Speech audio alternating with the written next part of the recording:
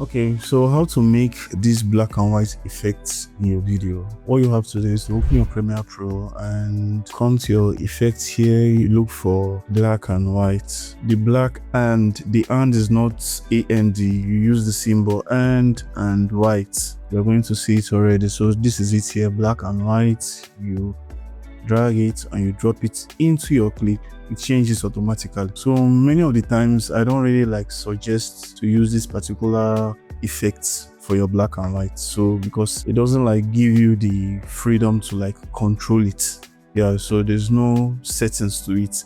All you have to do, let's delete this. What you have to do is to go to your Lumetri Color. This is your Lumetri Color here. Go to your basic correction, look for saturation, and you can reduce this your saturation a bit.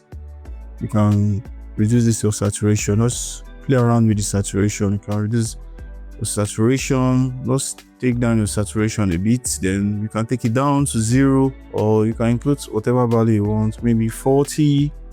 Yeah, whatever value you want to. Then if you feel you want to animate it to when it gets to a point for it to change to black and white, no problem. All you have to do is to come to this same Lumetri Color here.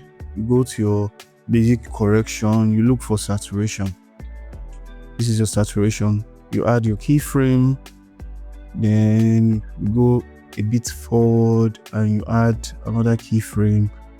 Yeah, so you can go to the first one and reset it and take it back to the original. So let's see what we've done.